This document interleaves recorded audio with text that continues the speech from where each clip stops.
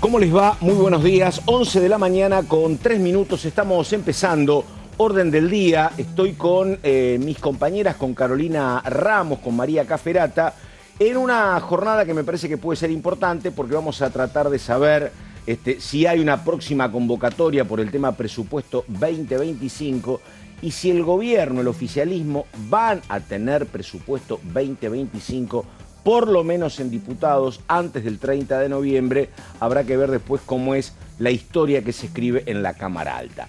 ¿Cómo le va, Ramos? ¿Cómo estás, Pato? Buen viernes, buen fin de semana. Ya estamos entrando en el fin de semana y después de varios días calientes. La verdad que esta semana, Pato, tuvimos de todo. Recién estaba haciendo un repaso mental de todo lo que pasó. Tuvimos el martes la sesión fallida por la reforma a la ley de DNU y por el DNU 846 de la deuda, en medio de una polémica donde intervinieron los gobernadores bajando a varios de sus diputados para que la sesión no se realizara. Tuvimos en el medio la condena a Cristina Kirchner en la causa vialidad, 6 años de prisión, inhabilitación para ejercer cargos públicos.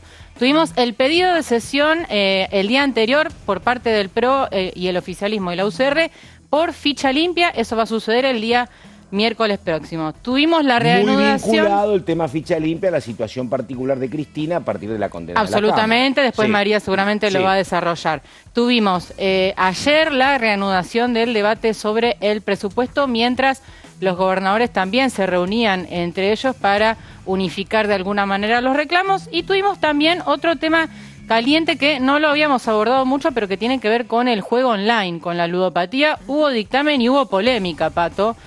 Una discusión a los gritos, hasta insultos, pero se metieron algunas denuncias de lobby también. Así que la verdad que una semana para alquilar balcones y nos preparamos para otra en la misma sintonía, ¿no? Bueno, efectivamente. A ver, me tocó hablar ayer con algún representante del oficialismo después de la reunión de presupuesto que había convocado el presidente de la Comisión de Presupuesto, José Luis Espert, y me decía: sí, nos faltó una firma para tener dictamen, pero confío en que eso va a llegar. Pero la verdad que la discusión es una discusión muy técnica entre el gobierno nacional y los gobernadores provinciales, muy vinculada al tema de impuestos. ¿Vos cómo lo ves eso, Caferata? ¿Qué decís? ¿Qué tal, Pato Méndez? Bien. Hola, Caro. Sí, a ver, la reunión de ayer fue el gobierno cumpliendo con parte del trato que había tenido con los gobernadores, el momento que ellos jugaron a su favor para que no hubiera sesión el martes, ¿no? Como partamos de esa base en el sentido de que no había grandes expectativas de que finalmente ayer hubiese dictamen, ¿no? Veníamos de 2 semanas en el cual no estaba habiendo debate en la Comisión de Presupuesto, estaba planchada la comisión que preside Espert, porque había una idea, al menos en principio, por la forma que estaba actuando el oficialismo, que parecía que el gobierno no quería presupuesto. Entonces no había tratamiento, las conversaciones informales no estaban llegando a ningún lado, entonces llegamos a la reunión de ayer con un trabajo que no se estaba llevando a cabo. Entonces la posibilidad de firmar un dictamen con las complejidades que tiene un presupuesto eran muy difíciles. Ahora, Espert, ¿qué es lo que dice antes de que hubiese hablado con vos en la misma comisión de presupuesto? Él dice: el dictamen que estamos discutiendo ahora en este momento es el que anunció el presidente cuando vino acá al Congreso el 15 de septiembre. Es decir, no se modificó equilibrio fiscal y no te doy nada. Sí, y no se modificó ninguna coma. Claro, partiendo de la premisa de que al momento de en este momento lo único que acordamos es que estamos en la misma situación del 15 de septiembre. Ahora, sabemos que no esto es así, esto no es así, sabemos que hubo conversaciones con radicalismo. Ayer se juntaron los gobernadores en el CFI, Javier Milei recibió a muchos de estos gobernadores, están en el medio de negociaciones por obras, por el pedido de la coparticipación de algunos impuestos, de las transferencias de las cajas previsionales, de que se coparticipen los aportes del Tesoro Nacional. Con un marco, María, con un marco donde vos mirás y lees lo que está pasando en cada una de las provincias y hay desconfianza, porque ya tuvimos el gesto, como decís vos, pero ahora dame efectividades conducentes, cumplime con lo que te estoy pidiendo, ¿no? Y si no me cumplís, Pato, está latente la sesión fallida del martes que puede volver a pedirse en cualquier momento, ¿no? Ese es el tema. En principio, y ahí no sé qué opinás vos, Caro, cuando vos pones a pensar en las firmas que necesitan, ¿no? Para dictaminar el presupuesto, vos tenés ahí a Democracia para Siempre y Encuentro Federal, que son los dos bloques que venían trabajando con Unión por la Patria para asestarle 2 derrotas al gobierno, que vienen trabajando bastante bien con el peronismo y diseñando diferentes sesiones opositoras.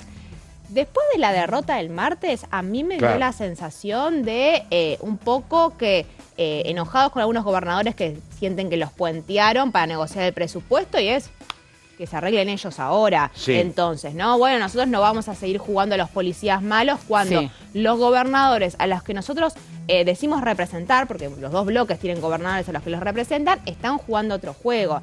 Entonces hay que ver, a menos que salgan muy mal las negociaciones, yo no veo mucho a la oposición no peronista con ganas de volver a exponerse después de la derrota del otro día, cuando fueron los propios los que no bajaron al recinto. Sí, coincido plenamente. De todos modos, por lo que pudimos hablar en el día de ayer, Democracia para Siempre no está para obstaculizar el presupuesto, al menos la idea es acompañarlo en general y quizás con alguna disidencia. En el recinto hablo, ¿no? A la hora de los dictámenes probablemente no firmen ninguno, con esta idea de, bueno, que los gobernadores, recordemos que en Democracia para Siempre hay presencia de dos gobernadores que son el de Jujuy y el de Santa Fe. Y en el caso de Encuentro Federal tenían preparado también un dictamen propio. Ayer no hubo ninguno de los dos representantes, ni Mazot ni García Oresca estuvieron presentes, pero un poco ahora la idea es, bueno, transformemos ese dictamen alternativo en disidencias al dictamen mayoritario, acompañamos el presupuesto, vemos qué nos dan a cambio, en el caso de Córdoba fundamentalmente, pero sigamos firmes planteando nuestras disidencias, ¿no? Una consulta a las 2 y enseguida vamos con las placas. Lo que uno ve como marco general también es que fue una semana para el gobierno, como decía ella, muy positiva. Ayer volvió a bajar el riesgo país, publicó el índice de inflación, habrá que ver cómo se termina saldando, faltaban los detalles, pero parecía que el tema de aerolíneas estaba como terminado.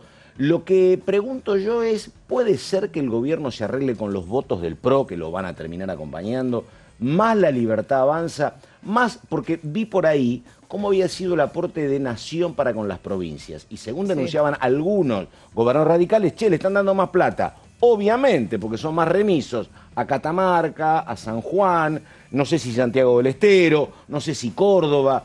¿Con ese paquete puede ser que se las componga el gobierno y llegue a 129? Bueno, hubo en los últimos días muchos aportes del Tesoro Nacional a Catamarca. O sea, justo después de la sesión fallida del martes, hubo aportes direccionados, vos veías Misiones, Catamarca, todos estos sectores que son del peronismo, cercanos al peronismo, que después terminaron jugando para que no hubiera sesión. Así que sí, el ojo está puesto ahí.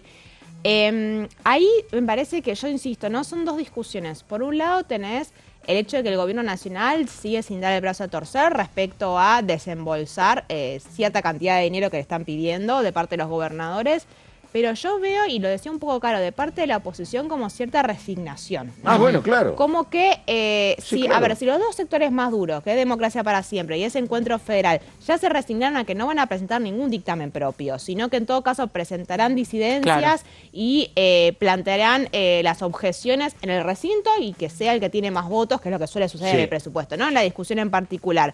Si hay un escenario en el cual ya eso, más de resignación, no va a ser solo con el PRO, digamos, no, si la Libertad Avanza. Es un va estilo a tener del gobierno muy brutal y muy efectivo. Jugar al cansancio, me parece, además, que ya sucedió con Ley Bases, ¿no? Claro. Jugar al agotamiento, jugar a que las negociaciones se traban constantemente y termina habiendo esta, no sé si rendición, pero sí resignación. Te doy esto, si no te gusta, guarda que lo que viene es peor. Digo, es como el tema de aerolíneas, ¿no? Mirá, nada, o arreglamos o la empresa se cierra. Bueno, terminaron acordando razonablemente, me parece. Bueno. Y acá, digo, ¿vos no querés esto? Presupuesto 2023.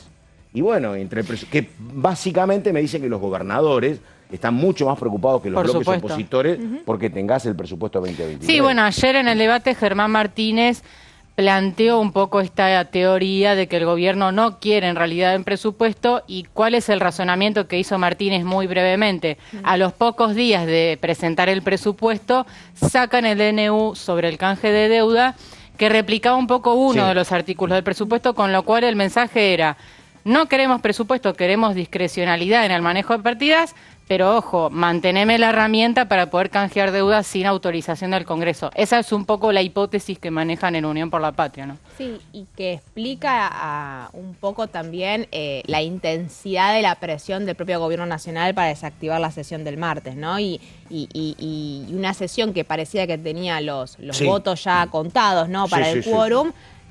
con la presencia del DNU 846, bueno, termina tambaleándose.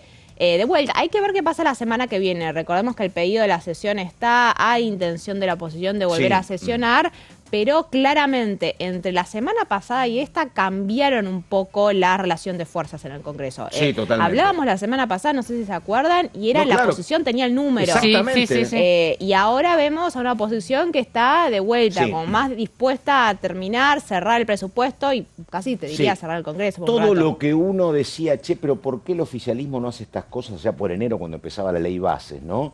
Que había tropiezos, había complicaciones, bueno, todo eso que se les reclamaba ahora lo están ejecutando, me parece, ¿no? Y apuntan a los gobernadores, y cuando apuntan a los gobernadores consiguen votos y debilitan a lo que era el Bloque Unión por la Patria. Exacto. También, ¿no? Los gobernadores, Pato, ¿qué están pidiendo? Y lo mencionaban ustedes. Coparticipación, que se coparticipen fondos que ahora tiene Nación, por ejemplo, impuesto a los combustibles, exactamente. Un porcentaje de lo que iba a financiar a la FIP, que ya no existe más, la FIP fue disuelta por el gobierno. Obviamente siempre vigente el reclamo de la automaticidad de los envíos a las cajas previsionales no transferidas y obras públicas, por supuesto. Hay que ver cómo se resuelve eso Ahí también. me queda, ya empieza Caro Ramos, pero ahí me queda una duda respecto a lo que vos decías, a favor tuyo, María, porque yo no sé, acá esta Fuente de la Libertad Avanza me decía, vas a ver que vamos a arreglar, nosotros también algunas cuestiones sabemos que tenemos que conceder. Bueno, esa voluntad negociadora del oficialismo en el Parlamento, yo no sé qué pasa cuando llega a las planillas de Caputo, ¿viste? Sí, bueno, la verdad que yo no sé. En la ¿viste? histórica discusión, lo que Congreso, Casa Rosada, en Congreso está la parte en todo caso. Acá lo tenés enfrente a todo el mundo y le decís, está bien, acordemos. Y allá te dicen que no, se te complica. No sé qué va a pasar. En principio sí podemos decir que en todo caso empezamos a ver que más allá de las mesas informales que tienen con el bloque PRO, el bloque radical, a veces con el encuentro federal que viene Roland y que viene Catalán y se ponen un poquito a hacer unos punteos, se nota que claramente las negociaciones están siendo en este momento con los gobernadores. Totalmente. Y se va a limitar a eso. Y otra característica de este gobierno, hacen como eje la negociación con los gobernadores y no tienen ministro del Interior. Es una formalidad, pero no hay. No, bueno, es Guillermo Franco, sí, y es catalán. Está bien, y catalán, claro. No, hablo de la formalidad. Hablo de la formalidad de... que antes los ministros del Interior se encargaban de eso, pero bueno. Vamos con Carolina Ramos, juicio por jurado. Ramos, sí, damos vuelta a la página, Pato, con un tema que llamativamente, y digo llamativamente porque tiene consenso de todos los bloques políticos, pero no fue incluido en el pedido de sesión del miércoles, donde los temas principales o los únicos tres temas son la ficha limpia, la ley de reiterancia, que es un proyecto de Patricia Bullrich, y un proyecto sobre voto argentino en el exterior.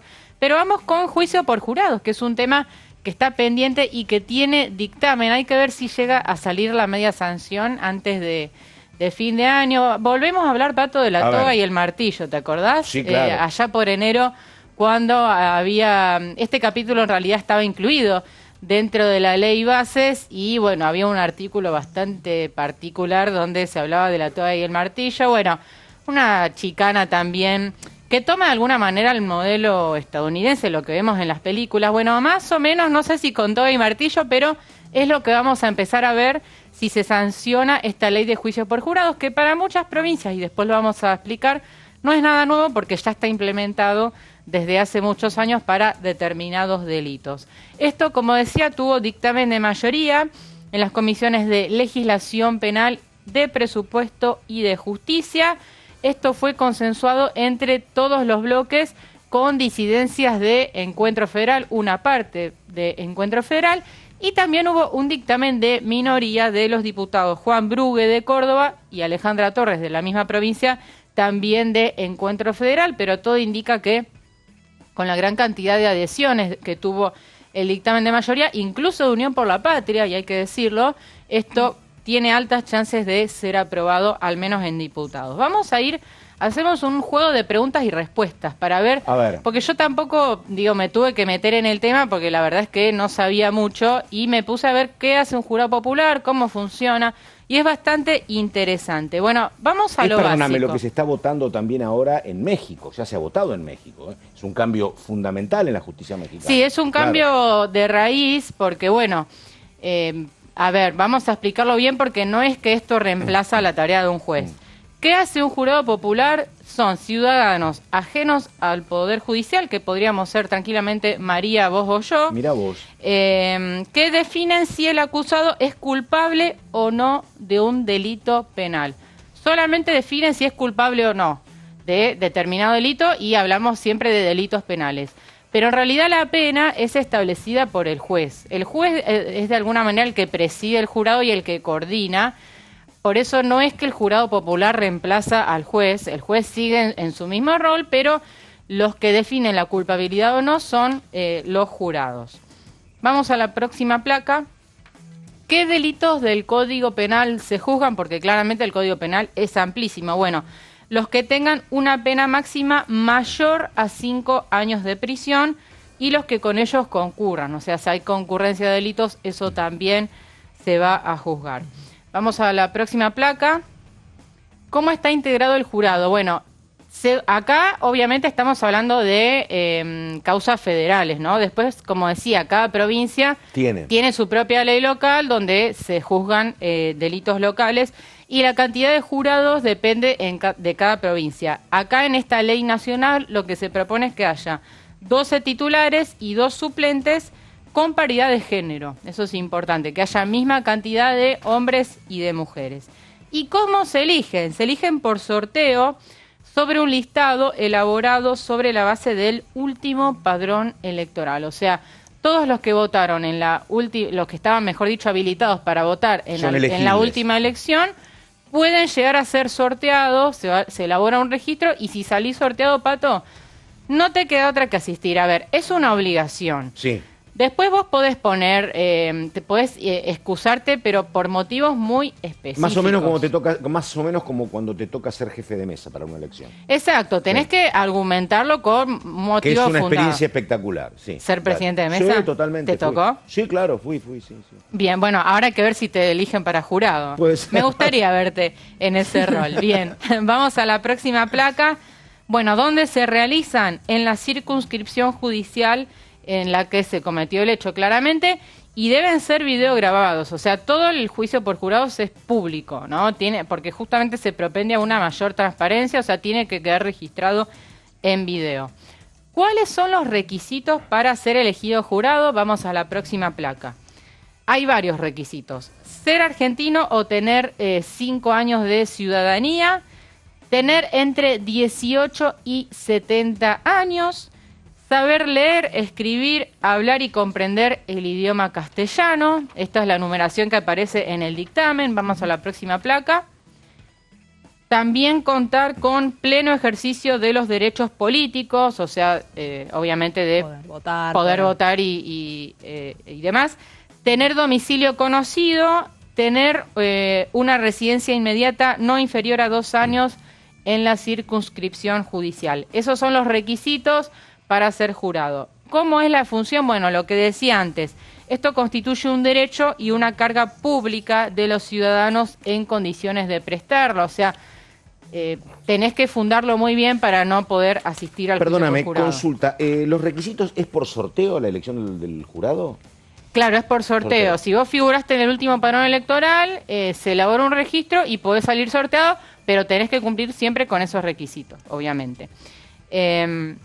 Eso es muy transformador, ¿eh? Muy transformador. Sí. Porque, digo, puede ser que la política, puede ser... Pero la justicia es una justicia, no quiero decir clasista, pero muy conservadora y muy perteneciente a una clase. A ver, ¿qué es lo que se busca con...? La verdad, no hay sectores humildes integrando la justicia, ni juzgando. Ese es el tema. De esta manera va a haber. Lo que se busca es que un ciudadano común que quizás no esté atravesado por tantos intereses cruzados, ¿no? Intereses de poder, de clase, alguien que esté libre de intereses, de prejuicios y demás, pueda ser el que determine si el acusado es culpable o no. Eso es lo que se busca, ¿no? Porque ya sabemos que la justicia está atravesada por millones de intereses y siempre los fallos son cuestionados por si son parciales o no. Pero además representa como pocas cosas una cuestión de clase media, con buenos ingresos, con determinados colegios. Es una clase muy particular la justicia. Bueno, digo, están los reclamos por no acceder, no es sencillo acceder. Digo, tienen una pertenencia y desde esa pertenencia juzgan otros sectores. Acá me parece que estaría como más emparejada la cuestión. Sí, sí, y por ahí siento que se aplica más el sentido común, ¿no? Sí, claro. Por ahí vivencias que uno tuvo, eso, ¿no? No estar tan contaminado por claro. intereses. Exactamente. Esto no es gratis, los jurados, volvemos a la placa anterior, Sí. los jurados cobran por cada día de trabajo desempeñado, ahí se establece una fórmula de una determinada unidad por la cual a vos te pagan por participar del jurado. Claro, porque si vos vivís a base de changas y tenés Claro. que participar de un jurado, Estás muerta. no trabajar significa no O trabajo cobrar. independiente, ¿cómo haces? ¿No? Por Que no eso. sea claro. Exacto. Sí. Y esto es importante, Pato. Tienen la obligación de denunciar presiones. O sea, si vos recibís alguna presión para expedirte, mejor dicho, de determinada manera, tenés la obligación de denunciarlo. Y después, si vos tenés un interés creado, no sé, a ver, ahora no se me ocurre un ejemplo, pero si vos sentís que hay una incompatibilidad para poder expedirte, te podés excusar, pero como dije antes, tiene que estar bien fundado. Sí, conoces al acusado, por ejemplo. También es un familiar, no lo Sí. sé. O a la víctima. O a la víctima. Claro. Exactamente. ¿Cuáles son las ventajas? Vamos ahora sí a la próxima placa. Las ventajas del juicio por jurados, o al menos esto es lo que explican los diputados que promueven esto. Mayor participación de la ciudadanía en el servicio de justicia, que es algo como que parece tan inalcanzable. Ahora vos podés ser parte, ¿no?, de la prestación del servicio de justicia. Mayor transparencia, porque como decía antes, esto va a ser videograbado. Y también un lenguaje más accesible, porque el juez tiene que explicarte a vos de qué estás hablando, cuál es la pena, cuáles son los conceptos, los términos, cómo se definen los delitos, pero en un lenguaje en el que vos lo puedas entender. Y las desventajas, porque Que también no me digan tiene una desventaja. indubio pro reo, por ejemplo, que no me digan eso, que no en latín, claro. Claro. Exactamente, Bueno, nosotros ahora aprendimos lo que Hemos es indubio aprendido. pro reo, pero Sí. no todos lo saben. No, claro. ¿Y cuáles son las desventajas? Y acá abro un signo de interrogación, porque el costo fiscal. ¿Cuál es el costo fiscal de esto? No Es está alto, calculado. claro. Bueno, no está calculado y ahí un poco lo que dicen algunos bloques es, la verdad que si no hay plata, hacer esto, la verdad que es un poco contradictorio porque no solo le tenés que pagar a los jurados, sino que también hay provincias donde los jurados tienen que concentrar, por ejemplo, en un hotel, estar determinada Sí, claro. cantidad de días, después las instalaciones, hay un montón de cuestiones que hacen al presupuesto y esto no está determinado lo cuánto paga? va a salir. Exactamente. Y la última, bueno, me había quedado una última, ¿en qué provincia ya está implementado? Tenés varias, mira, Córdoba, Buenos Aires, Neuquén, San Juan, Chaco, Mendoza, Río Negro, Entre Ríos, Chubut, Ciudad de Buenos Aires y Catamarca. Y a nivel nacional, y esto no lo había dicho, es una deuda que está en la Constitución, pero no en la del 94, ya en la del 1853 ya estaba establecido este tema. Así que saldamos una deuda de muchísimos años y vemos si se sanciona finalmente la ley de juicio por jurado. Viste, vos sos un poco ansiosa, pero del 53 llegó. Llegó. El tema es de que... 1853, que del 53. Y lo otro, yo recuerdo que cuando se discutía el tema seguridad en Santa Fe, también en Santa Fe, esto estaba detenido por falta de recursos. Ah, mira. Justamente hace ¿Sí? mucho tiempo, sí. Pero bueno, nada, ahí estamos. En un ratito tenemos varios testimonios de lo que pasó ayer en Presupuesto y Hacienda y también viene María Caferata con cuestiones centrales y recordamos, el tema principal es, que lo vamos a discutir después, la posibilidad de sesión la semana que viene y cuáles son los últimos plazos para que diputados discuta el presupuesto 2025. Recordamos además que el lunes no es laborable. Así que bueno. La hora 11 de la mañana con 26 minutos. La pausa, ya venimos. Esto es Orden del Día.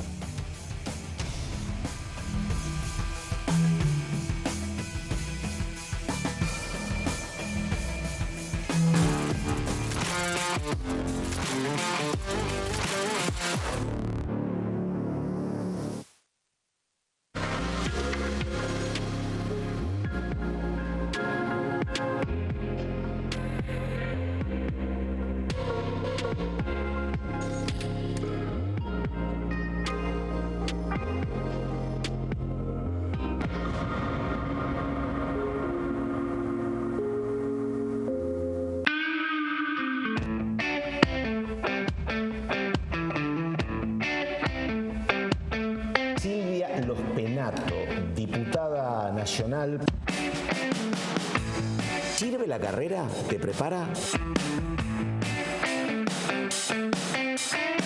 ¿No te pueden ahora, si querés, armarte la bolita, che, bota acá, esta cruda acá y te la doy?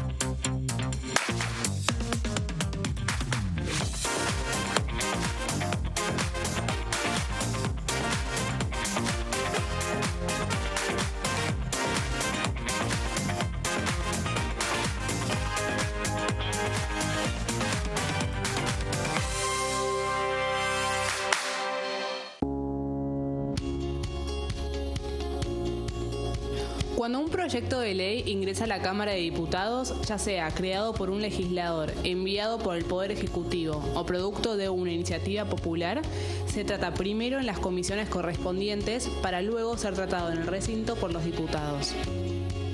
Las comisiones son el ámbito de análisis y debate sobre los proyectos de ley conformadas por legisladores de distintos bloques. Hay 23 comisiones especiales que tratan temas específicos como el atentado a la AMIA y 45 permanentes que tratan temas vigentes como educación y salud. Un diputado puede formar parte de varias comisiones. Cada comisión se compone de un presidente, un vicepresidente y de 3 a 5 secretarios. La duración de los miembros de las comisiones permanentes y especiales es de 2 años. Para que la comisión funcione debe tener quórum, es decir, un mínimo de 15 y un máximo de 31 a 49 diputados. Las autoridades son elegidas por los propios integrantes de las comisiones, que a su vez son elegidos bajo consenso por sus propios bloques. Para que un proyecto sea tratado en el recinto, debe contar con el apoyo de la mayoría de los integrantes de esa comisión. Al finalizar una reunión de comisión, se dictamina sobre la pertinencia de tratar el proyecto en el recinto. El dictamen propone una resolución o decisión sobre una o varias iniciativas o proposiciones.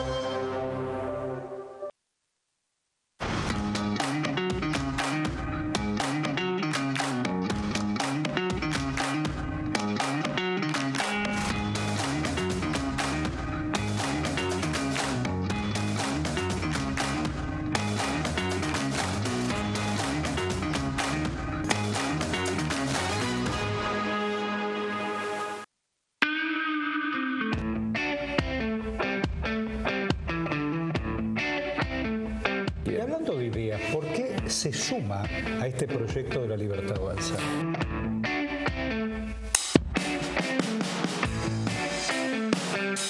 ¿Qué le dirías a Julio, a vos mismo, a ese muchacho que tenía tantos sueños? ¿Qué le contarías hoy? ¿Que valió la pena?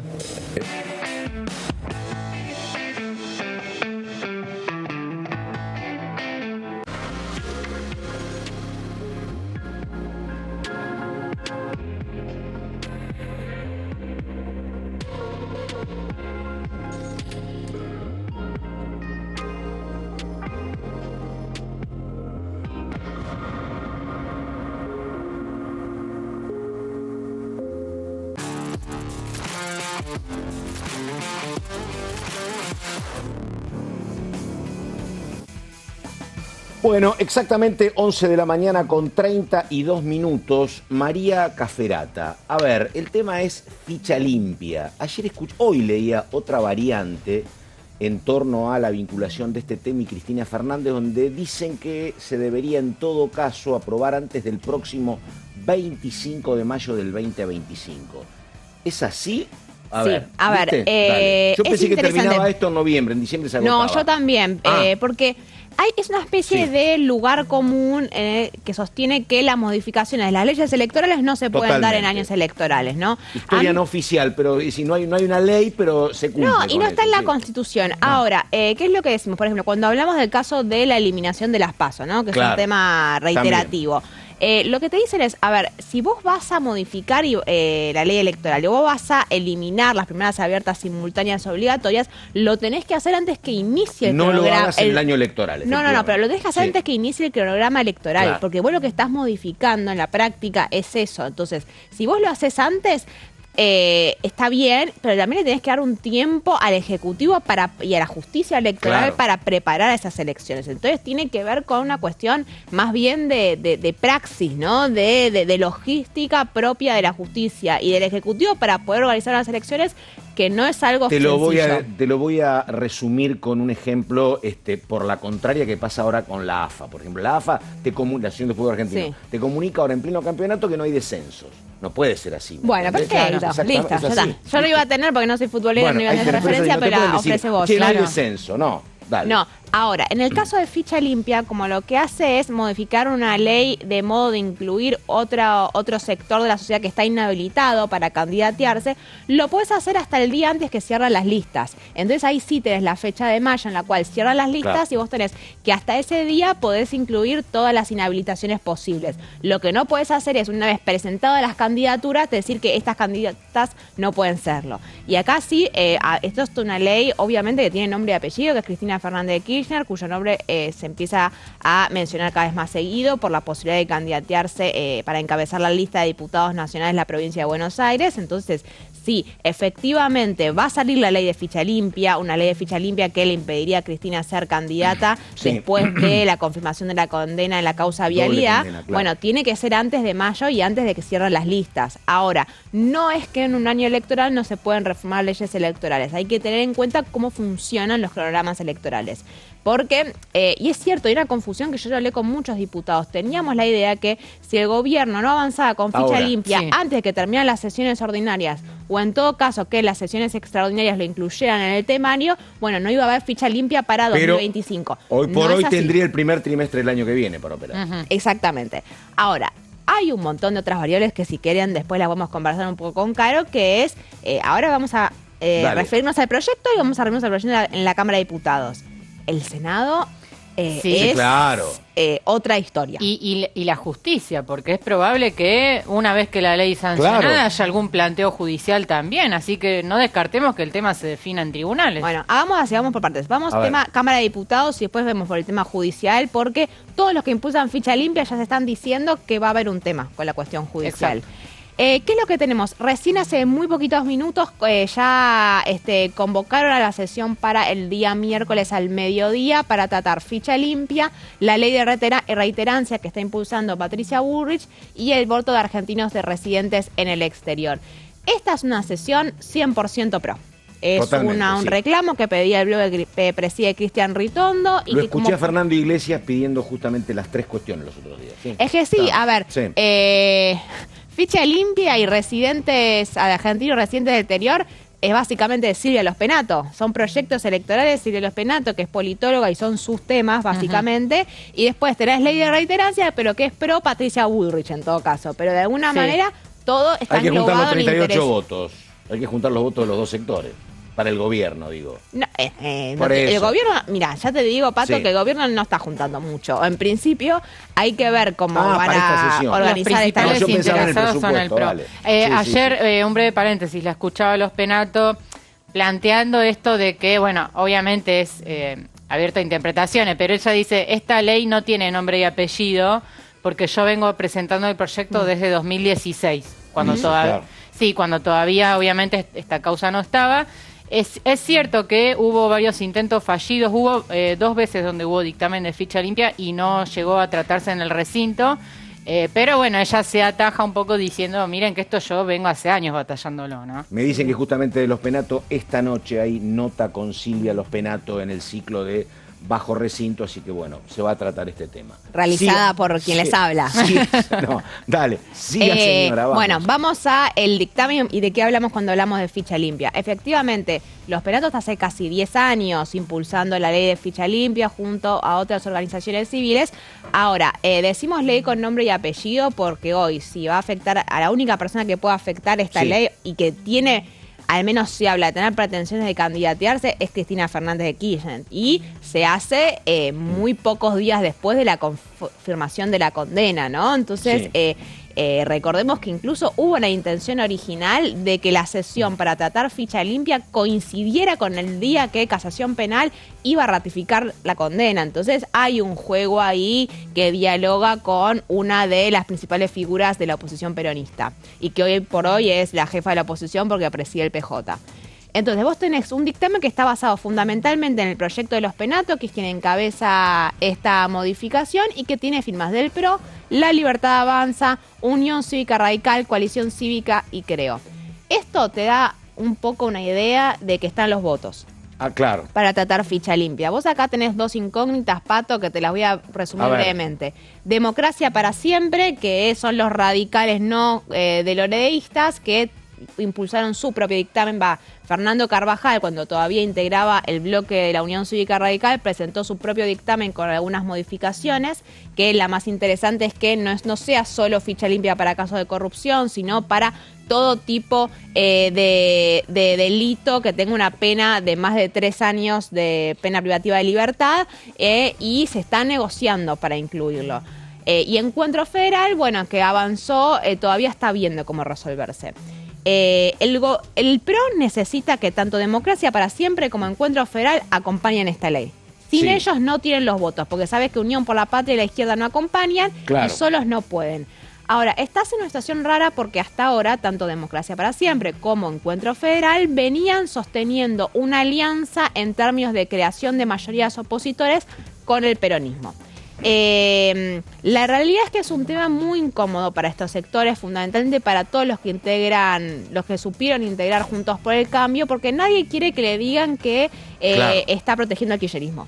Esa es la línea un poco. Bueno, es la espada que blandía Silvana Giudice, por ejemplo, en la discusión, ¿no? Todo lo que no concuerda es kirchnerismo. Entonces, y eso hay que tenerlo en cuenta a la hora de las negociaciones, porque si bien es cierto que Democracia para Siempre insiste en sostener su dictamen con la modificación de Carvajal, si los Penato y el PRO deciden que no va a haber modificaciones, hay que ver si en el recinto deciden no dar quórum y deciden votar en contra de la ley. A mí me da la sensación de que en todo caso van a negociar hasta último momento, pero van a priorizar no ser los responsables de que la ley se caiga. Exacto, en principio. Sí. Yo creo, María, que los votos van a estar para la aprobación en general. Ayer Los Penato estaban iniciando ya los primeros punteos.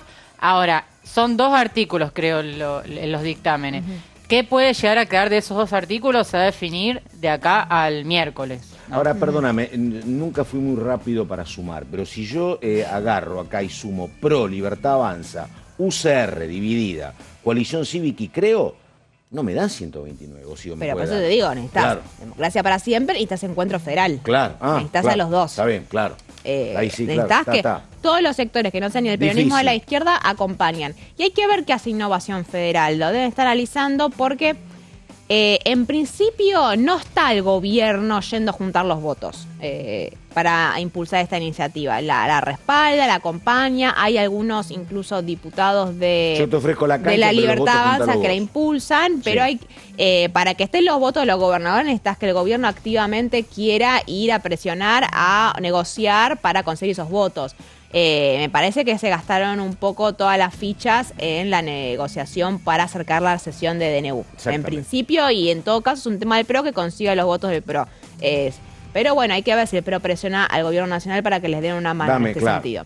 ¿Qué es lo que hace el proyecto, el dictamen? ¿No? Prohíbe la candidatura de los cargos públicos de las personas condenadas por delitos englobados corrupción, y esto es lo importante, sin condena firme, pero con doble conforme, ¿no? Esto formó parte de la discusión de, a ver, a partir de qué momento. Este es el cuadro que le corresponde hoy a Cristina Fernández. Sí, efectivamente. A diferencia de lo que planteaba históricamente Pichetto, decía que vaya a la Corte, que haya condena firme. Esto es lo que cambia. Sí, Pichetto y en el peronismo presentaron su propio dictamen que decían, ellos sostuvieron un proyecto de ficha limpia, dijeron, perfecto, pero que sea con condena de la Corte Suprema de Justicia y que sea también para delitos económicos, no solamente para los delitos vinculados a la corrupción. Ahora, porque ¿de qué hablamos cuando hablamos de corrupción? Estamos hablando de tráfico de influencias, enriquecimiento ilícito, encubrimiento, negociaciones incompatibles con el ejercicio de la función pública, exacciones ilícitas y fraude en perjuicio de la administración pública. Todos estos delitos están contemplados hoy por hoy en el dictamen que lleva la firma de los Penato. Ahora, vamos a la próxima placa, un poco para cerrar y si quieren después hablamos de lo que puede pasar con la justicia. La prohibición para candidatearse va a durar durante el tiempo que dure la condena, la pena que se le aplica a una persona y en todo caso a menos que la condena termine siendo revocada. En el caso puntual de Cristina Fernández de Kirchner, que es una condena a 6 años, me parece. Inhabilitación de cargos pero públicos. El tema es que aparte la condena arrastra una inhabilitación. Claro. Entonces, vos tenés que, ya sea por la Corte Suprema ratifique la condena de casación o ya sea por ficha limpia, Cristina se encontraría en una situación que por ahí no podría candidatearse. ¿Y por qué? Ahora vamos a la última placa y lo vinculamos directamente al tema de la judicialización. Acá lo que hace la ley de ficha limpia es modificar la ley 23.298 que incluye, una ley que ya incluye otras inhabilitaciones, ¿no? ¿A quiénes prohíbe ya esta ley? Al personal de las Fuerzas Armadas, a los jueces y funcionarios del Poder Judicial y a las personas procesadas por genocidio, crímenes de lesa humanidad o crímenes de guerra. ¿Cuál es la discusión? Porque había un planteo que decía, bueno, si la condena es previa, ¿no? a la sanción de la ley, no debería poder aplicarse de manera retroactiva. Lo que dicen Silvia Los Penato y muchos de los que están impulsando la ley es que no funciona así, que en todo caso se modifica el Código Civil de manera tal de incluir otra inhabilitación que ya se había hecho en su momento cuando en el 2007, me parece, se incluye la prohibición de que cualquier persona que fue condenada por delitos de lesa humanidad no puede ser candidata. En delito de lesa humanidad creo que procesado, o sea, ni siquiera condenado, con un procesamiento ya es suficiente para no poder ser candidato. Una pregunta eminentemente política a partir de 2 casos históricos, uno muy reciente, otro más viejo. Uno tiene presente 2 casos de gente que fue proscrita por la justicia. Perón, 18 años, que obviamente no podía competir, pero cada vez que se lo prohibía crecía más la figura de Perón, y la otra la de Lula, ¿no? Que tampoco, fue preso, no pudo competir una vez, pero volvió y derrotó a Bolsonaro, que era el poder. Digo, ese factor político no judicial, ¿lo han hablado con alguien? Decís, che, está bien, yo la prohíbo, a Cristina o a quien sea, pero a la par estoy generando un fenómeno político que lo he victimizado y generalmente lo que pasa con ese fenómeno es que crece, no que decrece por la cárcel. Y de vuelta, y más con la experiencia, bueno, el peronismo está haciendo la referencia con el caso del Juan Domingo Perón de manera muy clara, lo proscribieron 18 años y después volvió a ser candidato. Inversamente proporcional. Hay que prestar atención porque antes de que saliera la posibilidad de ficha limpia, Cristina ya se estaba mirando en el espejo de Lula y se está mirando también en el espejo de Trump. Si querés, lo vamos a referir a un ejemplo mucho más cercano que a fue reivindicado por este Cristina gobierno. Entre las víctimas de lawfare, sí. El caso de Trump no lo mencionó como víctima de lawfare, Pero dijo que había sido perseguido. Bueno, Lula fue perseguido. Lo que dice de Trump es, y lo utiliza Trump porque sabe que es muy cercano a Javier Milei en términos ideológicos y alineamientos a nivel internacional, es que vos tenés acá a otra persona que fue condenada y fue electa con muchísimo más votos, en todo caso, que cuando compitió originalmente con Biden. Cristina se está viendo reflejada en muchos de estos casos porque recordemos que ella el año pasado no quiso ser candidata. Claro. No quiso ser candidata bajo el argumento de está por caer la confirmación de la condena, va a avanzar la Corte Suprema. No quiero que digan que estoy buscando fuero, sino quiero que en todo caso me prohíban la candidatura a último momento, como pasó con Lula. Ahora, el escenario cambió y la realidad es que, bueno, Lula, después de Lula pasó días presos, no es que solamente lo condenaron. Estuvo mucho tiempo, 540 y pico de días. Estuvo mucho tiempo en cárcel hasta que la Corte Suprema de Brasil termina anulando la condena. Entonces, al menos lo que te dicen dentro del peronismo, algunos tienen cierta expectativa de que esto la termine empujando mucho más a la posibilidad de ser candidata el año próximo.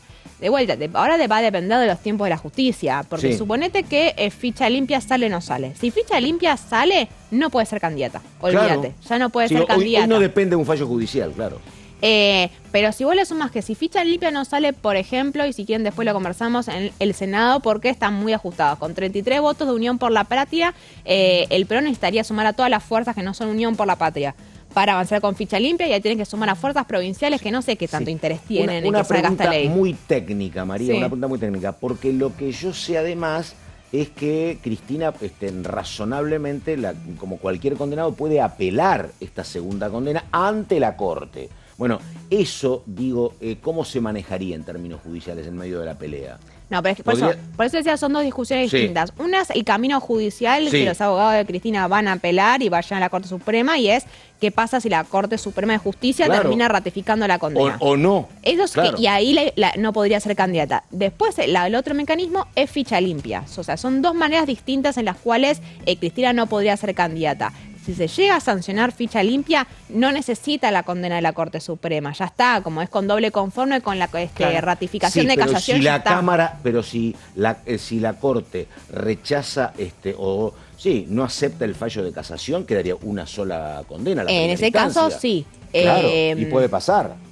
Claro. Sí, hasta ahora hay que ver cómo actúa la Corte Suprema. Sí, que ayer Maqueda salió a decir que va a llevar tiempo el tema. Claro. Uno de los jueces de la Corte, que no va a tener que fallar él, porque justamente a fin de año se vence su mandato porque cumple los 75 años.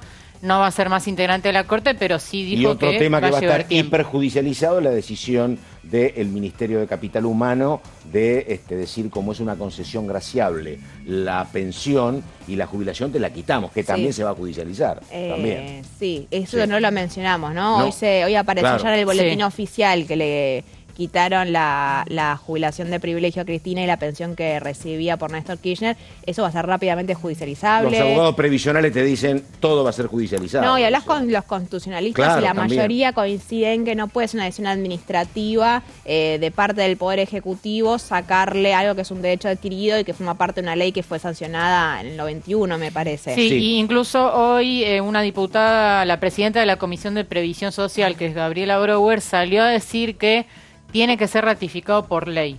Claro. Así que no descartemos que se venga ahora esa discusión. Recordemos que en la ley bases hubo un intento de un sector de la oposición de quitar las jubilaciones de privilegio, no solo para Cristina, para todos los expresidentes.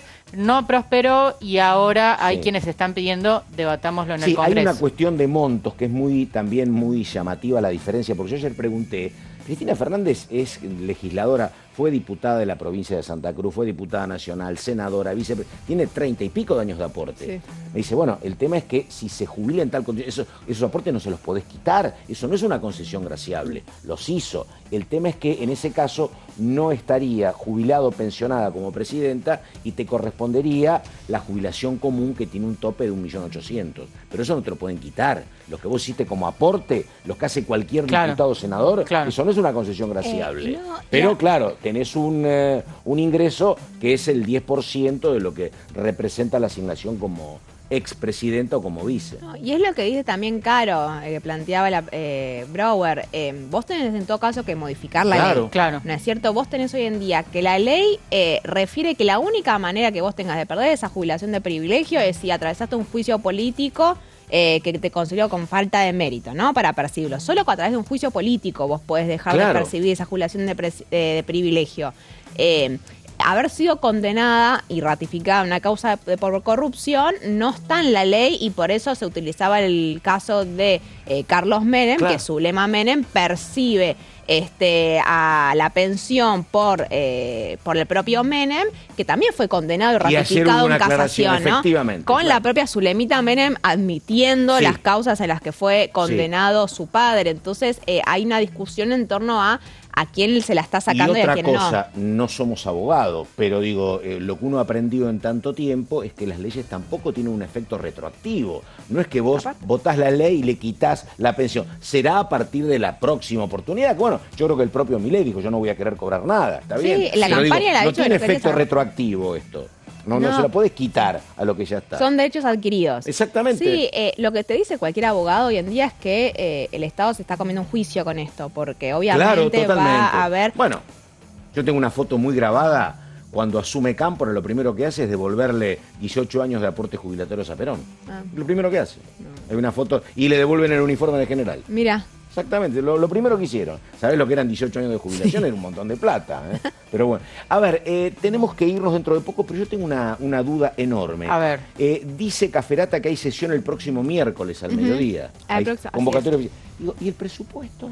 Bueno, el presupuesto, todo indica que el día martes, al menos en el esquema que plantea el oficialismo, habría dictamen. El martes. Sí, ayer no está... Que es 19, si no me equivoco. El martes 19, sí. Exactamente, post feriado. Y la idea del oficialismo es llevarlo al recinto el jueves, o sea, post sesión, exacto. O sea, habría 2 sesiones seguidas, miércoles y jueves. Miércoles por ficha limpia y jueves por presupuesto. Pero ojo, porque también en la oposición está la sesión por los DNU, que habían pedido prorrogarla justamente para el jueves. Ahí Martín Menem, por una cuestión reglamentaria, le dijo la prórroga no va, pidan una nueva sesión. Hasta ahora no se efectivizó ese nuevo pedido de sesión, pero tienen la herramienta guardada, ¿no? Ahí hay que ver quién llega antes, básicamente, ¿no? Si el oficialismo llega antes a pedir la sesión por el presupuesto o si la oposición se adelanta y dice sesionemos por los DNU. Pero el jueves, de una forma u otra, va a ser un día clave. Y otra cosa, porque hablaba María de lo que pasa con los gobernadores que necesitan recursos, mostramos más o menos cómo ha habido plata del Estado Nacional para algunas provincias peronistas. Digo, suponete que esto lo aprobase el jueves 21 al presupuesto, contadito. Ahora, ¿cómo es la historia del Senado? ¿Ahí también tienen preeminencia los gobernadores sobre sus senadores? Porque aparentemente sería un Senado mucho más peronista, con más presencia numéricamente que en la Cámara de Diputados. Sí, en el Senado tenés un bloque muy consolidado de Unión por la Patria, donde también hay gobernadores presentes.